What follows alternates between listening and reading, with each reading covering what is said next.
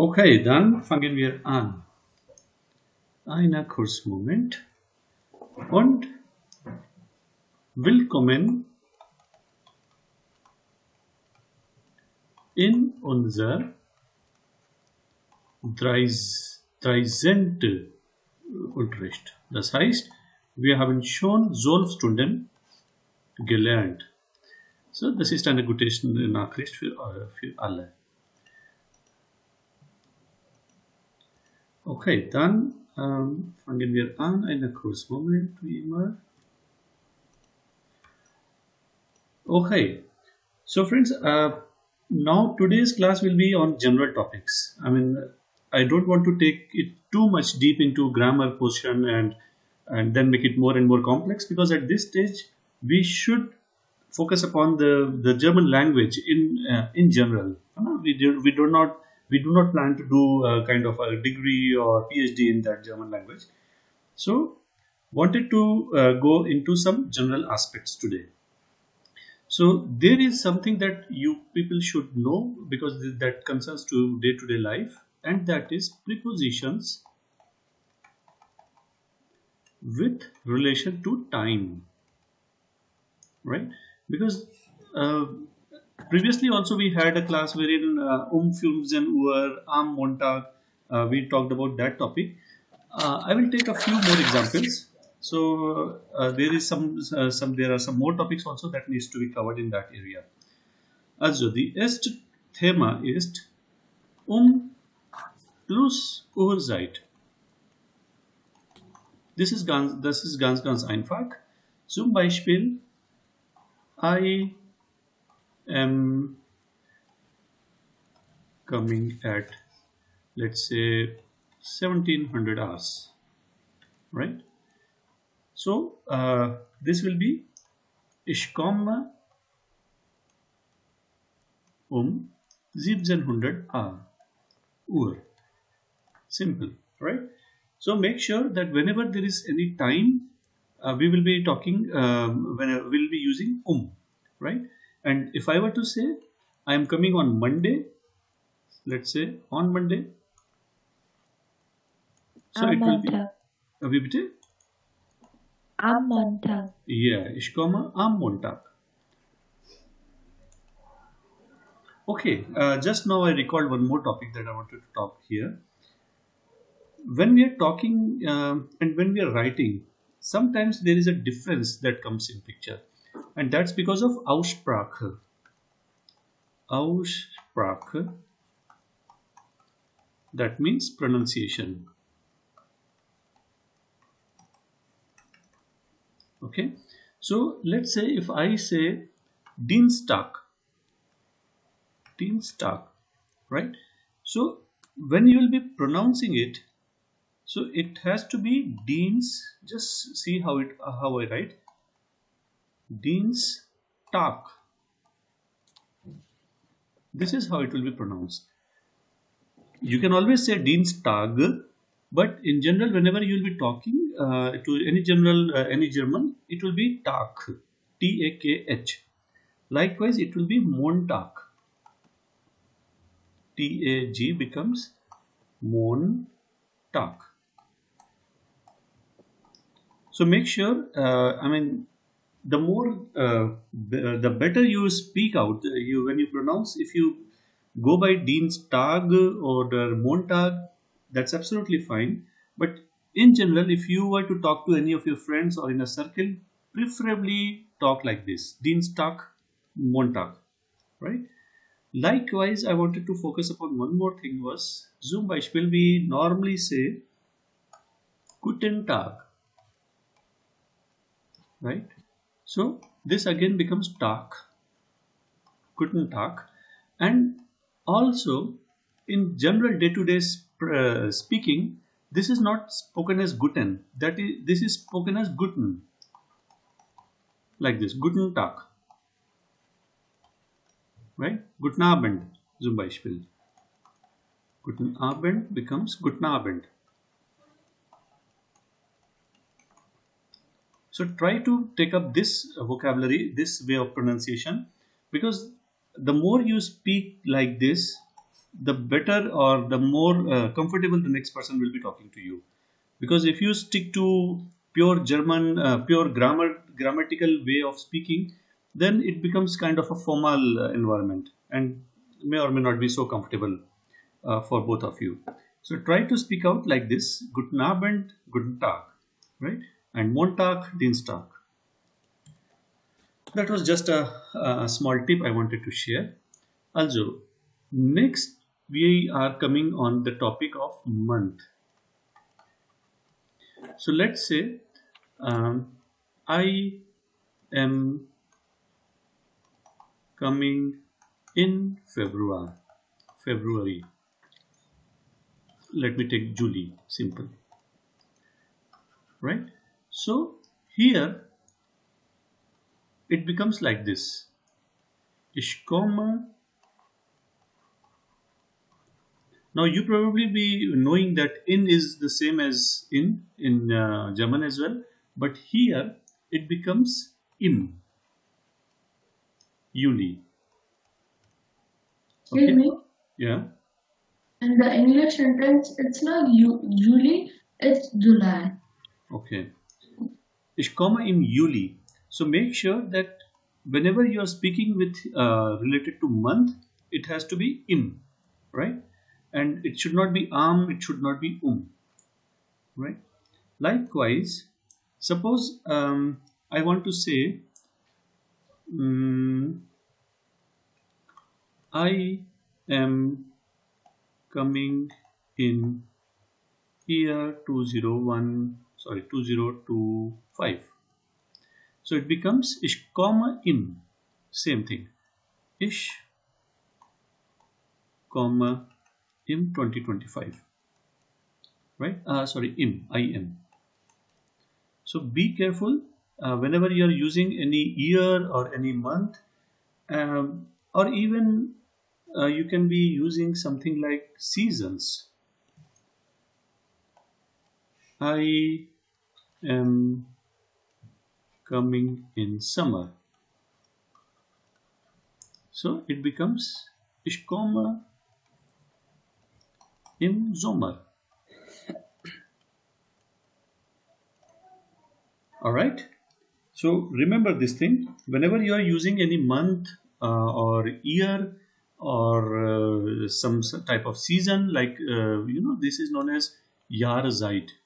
These seasons are all. These seasons are known as Jahreszeit. So you have to use im. Likewise, if I were to say, let me think of it. Yeah, let me take it up like this. In night, zum Beispiel, I work in night. I work in night. Right? So it becomes ich arbeite, and then comes in der Nacht. N-A-C-H-T. And likewise, suppose if I were to say I work in the week, I work in week, it will be same, in der Nacht, in der Woche. So let us focus upon night only. Ich arbeite in der Nacht. Okay. So here I am not going to use not not im. I'll be using only in der. Okay. And lastly, no, I think this is enough. So just I wanted to narrate you once again what we did right just now is we did and which is for let's say time, whatever time I want to mention. Is used for day, let's say am Montag, am Dienstag, or maybe used for Wochenende, zum Beispiel ich arbeite am Wochenende, or maybe the day, let's say am Morgen, am Abends. Likewise, you can use am. Then im, I am plus comes Monat. In Sommer, in Juli zum Beispiel, Monat oder Jahreszeit oder also Jahr, right? And then comes in der, and here you will be using plus zum Beispiel Nacht, in der Nacht. Okay, so I request you all, please take a screenshot here. Okay, just give me a moment. All right, so we are done with this topic. Fragen dazu.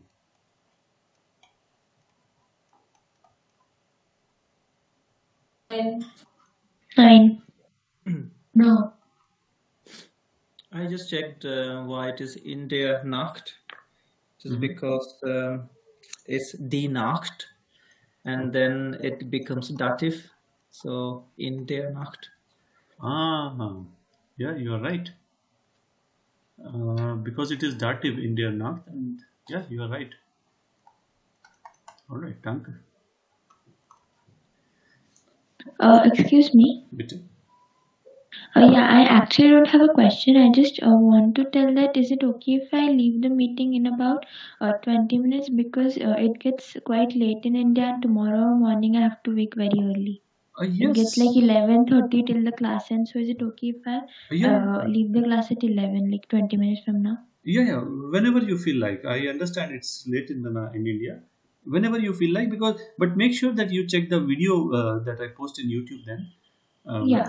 Because that will be you can continue with the what we are teaching then. You can remain in the Yeah. flow. Okay. All right, no issues. And then we go to a new topic called reflexive verbs. Now, friends, don't be worried that I'm going too much in depth in grammar. These are all general topics, and somehow the other way they touches you as well. So you will quite often you'll be encountering these things, and you must be wondering what is this. So, so just giving you a glimpse of what this stuff is. So reflexive verbs, what I can say is expresses an action that comes back to the subject. In English, uh, I'll give you a definition. Expresses an action that comes back to the subject. Now, this seems like I'm maybe like reading a poem or something which hardly make any sense, but I'll give you some examples. I will give an example like I wash myself, right? Or I will say he hurt himself, or I may say they work themselves, right? So in English, there are very little reflexive verbs. Unfortunately, there are many in German. So the point here to note is there is kind of a self which is coming back to me, myself, right? Um, he hurt himself. So this is a self which is coming back to him. They work themselves.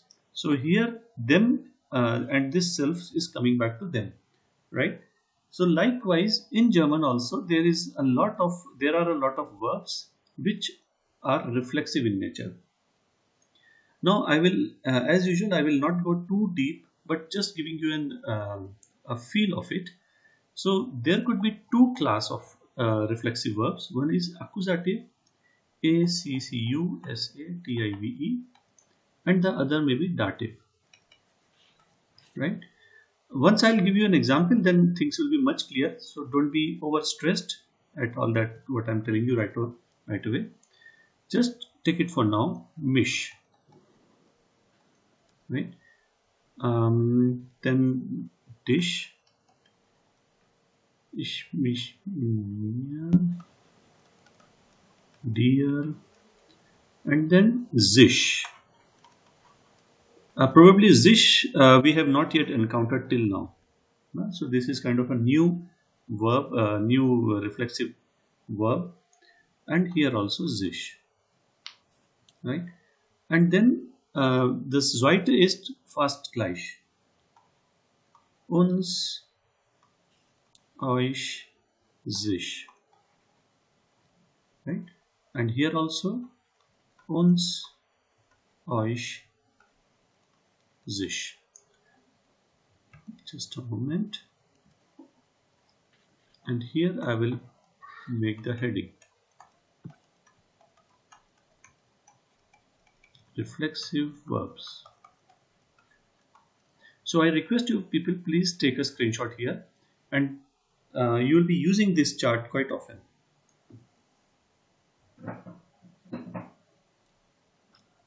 Okay.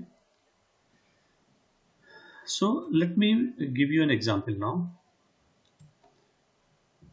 Let's say if I were to say, I am not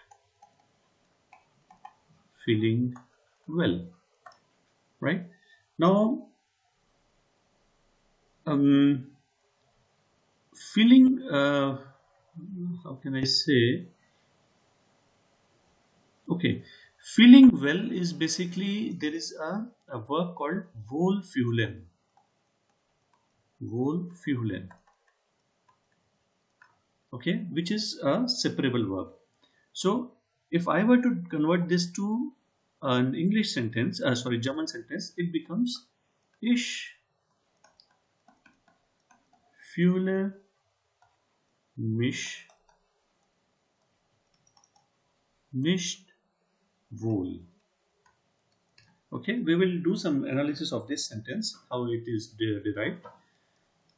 So, is a trend verb, right? Yeah, separable, that's right. Wohlfühlen, it's a separable. So this wohl is kicked to the end and fühlen comes here. But the main thing that I wanted to focus upon is, why is this mich coming up here?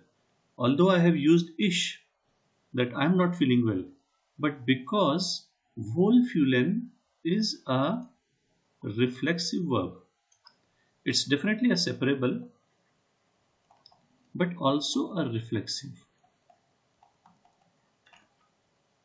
right? So what will happen? Now this is kind of a chance only that I'm using a separable as well as a reflexive. There are many options wherein there is no separable. Let me quickly check if there is any option available with me. So fühlen is also independent verb that we can say ich fühle mich Yes. nicht gut or sehr gut. Yes, you are right. Ich fühle mich sehr gut. Oh, Moment. Ich fühle mich gut. Nur gut zum Beispiel. So, you are absolutely right. So in that case, what will happen? This fühle, basically, this is a reflexive verb. Right? So, with practice you will get to know. So you need not remember the chart again and remember which verbs are reflexive and which are not. What I want to focus upon is, whenever you will be using a reflexive verb, you have to use whenever you are using these verbs, you have to use this reflexive verb as well, and this should be in agreement with the subject. Suppose if I were to say you are not feeling well, so it will become do, then this fuel will be converted to fuels to etwas, then this mish will convert to dish, right? So what I mean to say is, this reflexive verb should be in agreement with the subject. If it is do, then it will be dish. And how do you find that agreement? From this table. Again, yes, from this table. So in case you are using a verb which is accusative in nature, which is reflexive in nature, and the sentence is in accusative case, so you have to use mish, dish, or zish. And in case if there is a dative in the picture, then you have to use mir, dir, and sich, right? Let me give you one more example of dative this time. As I said, for dative is mir, right? So, aussehen, oh, Moment, aussehen,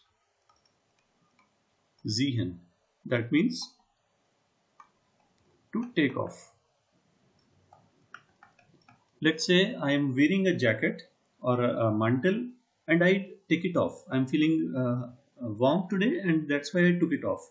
So to take away the cloth is to take off is to ausziehen. All right. So I will give you an example. There is the jacket is known as der mantel, right? Maybe the coat you can say. So the example will be what I find here is ich sehe mir. Well, I'll write it later on. Ich sehe den Mantel aus. So if you see, if you probably, in case if you know it in advance, which I would request you to learn these separable verbs. So aussehen is a separable verb. So if we see this sentence, this is perfectly fine. Ich sehe den Mantel aus. That means I am taking away the mantle. I am taking it off. But because this aussehen is definitely it's a separable verb, but it is also a reflexive verb.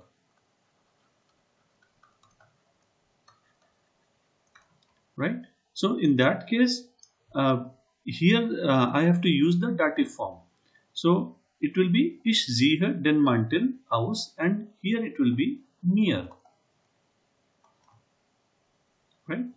So this is a little bit complex, I understand, because even I could not understand it fully, but with practice you will understand. But why I took up this topic today was I want to make it clear that this, whenever will be appearing, you will be in a state of question that why is it here. So you remember this lesson of today and recall that whenever there is a reflexive verb in the picture, then this will be coming in the sentence. Likewise, a very simple example is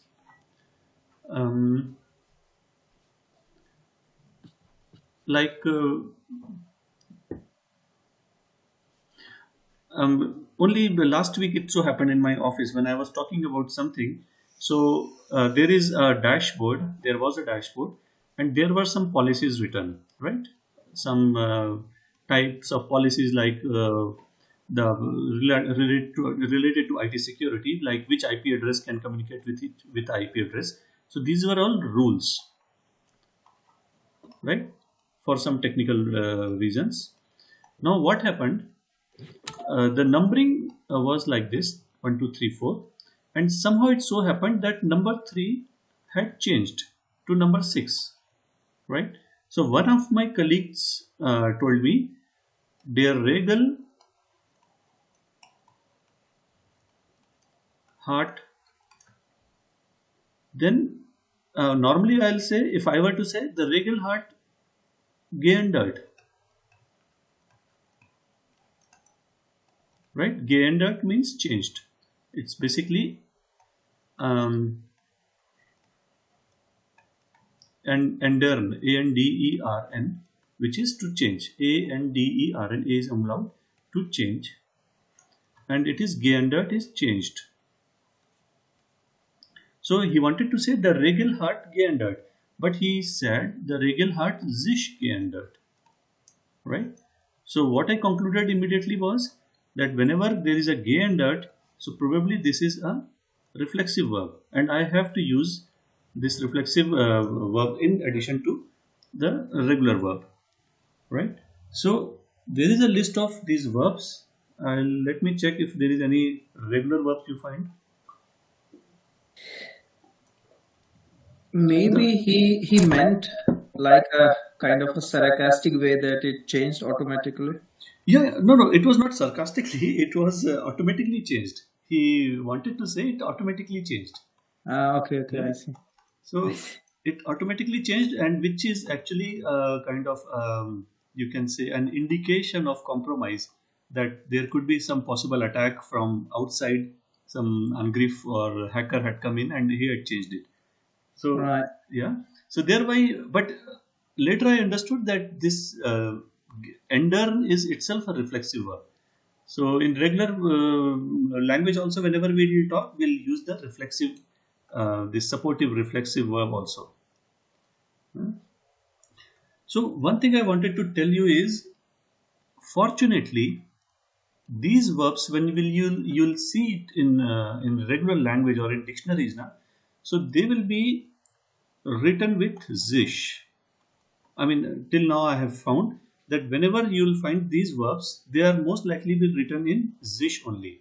That is zish ändern zum Beispiel. Or maybe like there is a verb called beeilen, Beilen. This is to hurry up, but it will be written with zish beeilen. Right now, it may happen that you may find any sentence or any usage wherein a reflexive is not required, right? I am unable to recall any such sentence right now, but let's say, please don't hurry,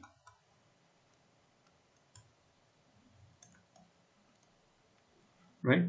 So let me check it right away instead of putting it for future. How does it look like if I were to translate it in German through DeepL? Please don't hurry. See, bitte keine Eile, right? So Eilen itself is a Eile. Eilen itself is a verb which can come without a reflexive case as well. But here, if I were to say, please do not hurry, or maybe like I have to use it in reflexive, I may be able to use it in reflexive way also, wherein, as I told you, the subject will be coming back to moment. As in the starting, I said, reflexive verbs expresses an action that reciprocates back to the subject. So it is kind of a theoretical thing which may be very, very confusing right now. But for now, just remember that if you find these words, zish, uns, mesh, dish, and you are unable to find the reason why they are existing in the sentence, please recall that these are because the verb is in reflexive case, or there is a reflexive verb in the picture. Okay. So I think that was a lot of confusion. I don't want to go too much in depth. Okay, so let me take up some other topic, which I want to take it very light and want to actually recall what we have learned so far instead of going for new topics.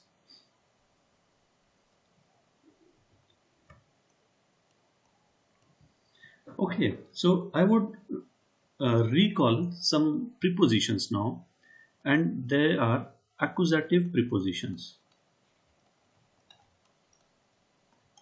Anybody remember any of those prepositions which are in accusative case? By By. By was dative. oh, But anyways, proceed. Bis. Bis. Aus bei Minden dative. Bis, I'm not quite sure about this. Bis, I think, was Wechsel, wherein it may appear in both of the cases. aus, Aus is again dative. Für. Für oder for? No, für. Yeah. Für. Yes, für is accusative. so, Mm, that is dative.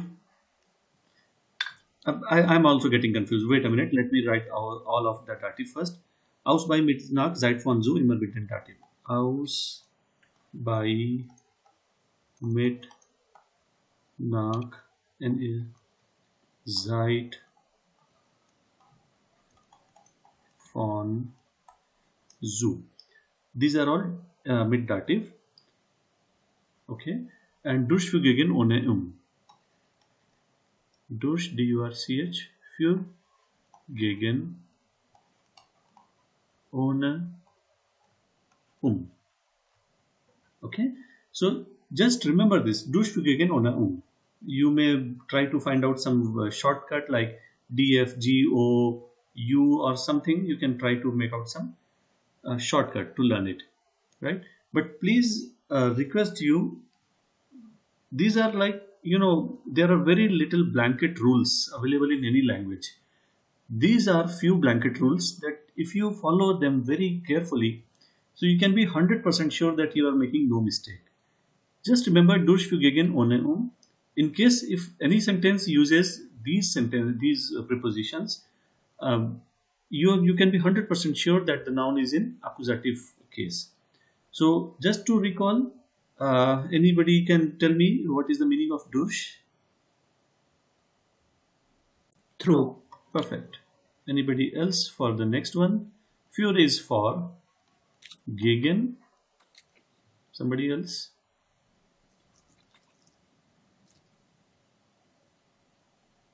Gegen is against. Ohne is without, and is like we use it for time. So Yes. add Yes. for time. Right. Fumes and uhr. Right? Yeah. Okay. Then what about these ones? Aus is like ich komme aus, so I come from. It will be from. Yes. Then by Wait. is by. Others also. Wait. Not others also should get a chance. Karthik, can you try with by? What is meaning of by? By is at. Yes. So ich bin bei Arzt. Right? So I am at Arzt. Arzt means doctor. Mit, Shivan, can you give an example or meaning? Is it for me? Yeah, Shivan. Okay. Ich gehe nach München mit meinem Freund. Great. So you used nach and mit both. Perfect. So mit is with and nach is It is like to. Like you can say, yeah, that's right, to the destination, whatever it may be. Seit, what does this mean? Time. Beauty? Time. That is Zeit, Z-E-I-T. Here it is Zeit, S-E-I-T. Zeit is since, right? Seit 10 Jahre lerne ich Deutsch. Okay. Then comes von, which is again kind of no. It is from or maybe by. Right. I will give some examples, then it will be more clear. And zu is to. Right. Well, there is one more use of zu, which I'll just give a glimpse of it. If there is anything referring to extreme, and this is basically for some negative sense. Negative sense. Let's say there is some patila going on and kept on a burner, and there is some water, and it is very hot, right? So I will say this patila is zu heiß. Okay. So now this zu here does have nothing to do with to. Okay, it has nothing to do with to. But I'll be saying zu heiß means heiß bedeutet heat. So it is too much heated, right? Likewise, today it so happened that I went out to along with my colleague. We went out of the office, and the sun was like burning. Right? It was some 34 degree, or sorry, 30 degree or something. So he said, "Es ist zu hell." Hell means bright in German. Okay, so es ist zu hell. That means again this zu is used to mention something which is extreme, and it is in negative case. Entschuldigung. Bitte? Like I had two doubts. Like it was for the reflexive verb thing, but I think that I went for a water break because I had wake up. So when I got back, I forgot it. It was like are all Trennbaren verbs reflexive or just some of it? No, not at all. Zum Beispiel spazieren gehen. Yeah, I Spazieren think gehen. No? This is absolutely not a reflexive one. yeah. The thing is, a verb may come in reflexive case, and make sure this is the case when the subject, he or she, is doing something and it's coming back to him, right? Or her. Let's say if he's having something in his hand, and he's hitting on his own head, so it is hurting himself, or he's working himself, he's working something like he's doing some job and he's working on himself, he's washing himself or whatever, so that act comes back to him or her, then it will be reflexive. And I had another doubt that like the example that you give for, I think it was dative case. For that also there was nothing like two objects, but still we use dative, and then in the one case we use accusative. So is there some trick that we need to know that here accusative should come along with the reflexive verb or dative, because in the both cases there were only one object and one subject. You So probably one are talking was about dative, ich one. sehe, this one. Yes, here also there is only one subject which is ish, and then mir has come, though mir is dative, which is an indirect object. How can be one indirect to himself only? So um, how can we make it clear? Den Mantel. See, dative is indirect object, na? yeah, What is it? direct object. Direct object. No, it is indirect object. Accusative is direct object. Let me check my diary again. Dative. Because this is something which I also was never able to understand properly. Yes. So now I know that this is indirect. Yeah. So I will try to frame my answer so as to satisfy this indirect thing, right? See, it is going to be like, lifelong confusion, and I have seen very less people who can actually judge perfectly right. Okay, but here what I understand is ich sehe mir den Mantel aus. So to whom or for whom something is being done, right? That was the condition. So to whom or for whom. Now in this case, what is happening? It is for me only, or for whom? For whom or to whom? So you have to answer these two questions, right? And it is or. So to whom thing is being done? Is it being done to the mantle or to me? So in my opinion, it is to me only, because that mantle is being taken away from me, right? To whom work is being done? It is being done over the mantle, over me only, because mantle is getting away. And the zweite Sache ist in dative, as I gave you a hinweis also, if there is a human being involved anywhere, then most likely that human being is in dative. You're getting my point? But again, the in the accusative case also, it was me in self only. And here there is one more confusion after seeing this again, is that then mantle has become accusative because it is the direct object now. It is being acted upon. But the reflexive verb is like it should be acted upon itself only. But we are here not the itself.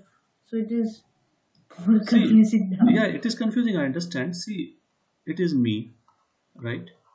And there is a jacket upon me, right? A big jacket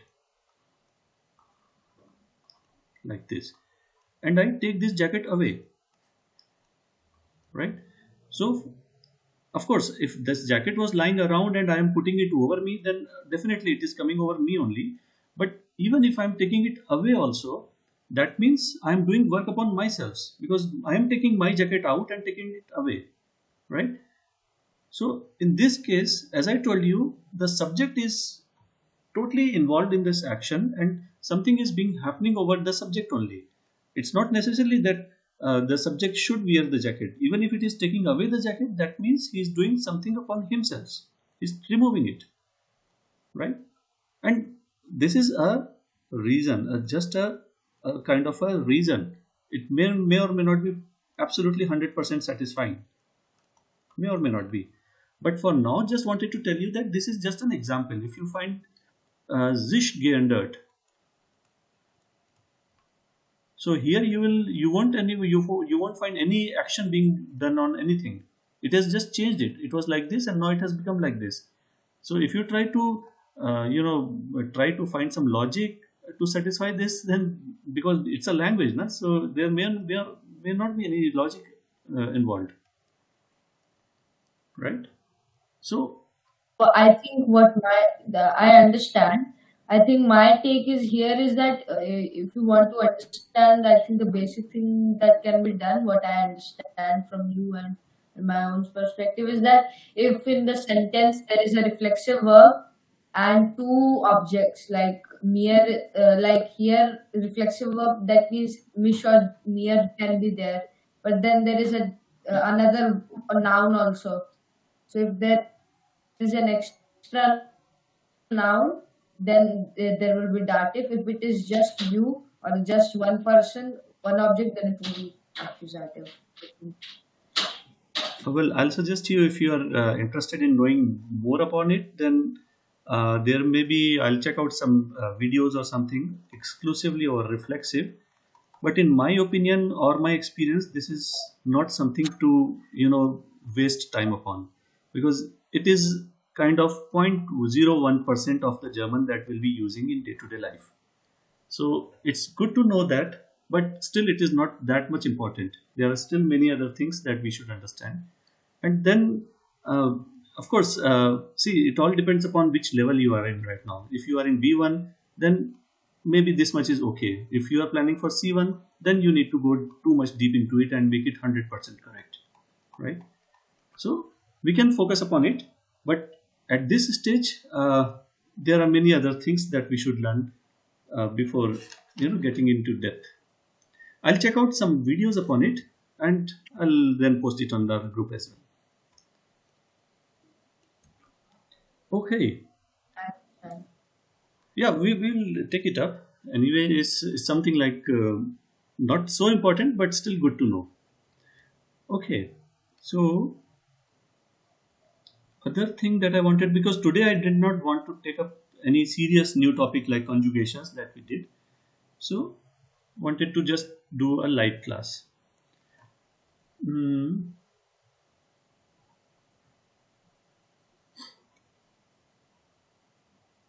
Just give me a second.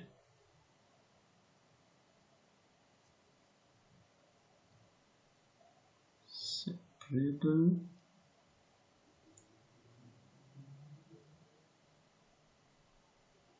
Okay, so I will now give a few separable verbs list, which in my opinion are very commonly used.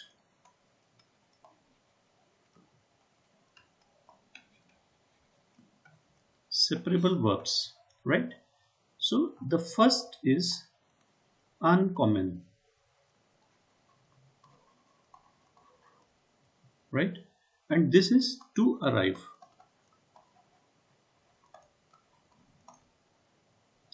Uh, Somebody can try to give any example. Make sure that this is again a verb, and the verb needs to be conjugated when it is being used, depending on the subject. So, can somebody make a Yes, I have one. The bus has arrived at the bus station. okay? The bus has arrived normally. Let's say the bus has arrived. Yeah. So, how can we do it in German then? I think it will be the bus. The bus kommt hat an. I think it has become complicated because there is two verbs now again. Yes, I mean, we are talking about some past tense, thereby it is a little complicated. However, in this case, it should be der Bus ist angekommen. But anyways, there could be some easier topic. Let's say I give a simple sentence. When We can simply say der Bus kommt an. Let's say keep it in the simple present tense. then it would be, yeah, you are right. The bus is coming, let's say. Yeah. Perfect. Der Bus kommt an. Can I try? Ja, bitte. Wann kommst du an? Ah, perfect. When are you coming? Right? Yeah. When are you coming? One comes Here, to Carl, an. use the coming word, like the verb that is for coming, is common. Actually, it will be one comes to. It is simple. Yeah. One comes to. But if I were to say, this is simply this. But if I were to say, when are you arriving? Right? See, coming and arriving are again two different things. This guy is at this place and he goes at this place. So I will say he come to this place. But if somebody is in Berlin and he comes in Dusseldorf, then he is arriving there, right? So depending on the case, we will be saying that one comes du an. That is, when are you coming to Dusseldorf from Berlin, for example. So it's a physical change of position. Cities as well. I mean, there's a big distance he's traveling. Simple example. Vipte? Simple So example. I understand. Anrufen, right? So it's a most used one. I think you'll be using it maybe twice a day. So give me some examples.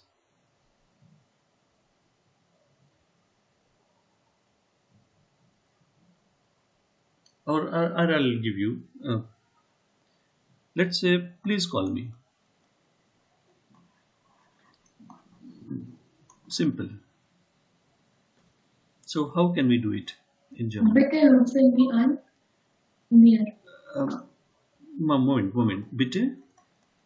Bitte rufen wir an. First of all, here this anrufen, this itself is a accusative.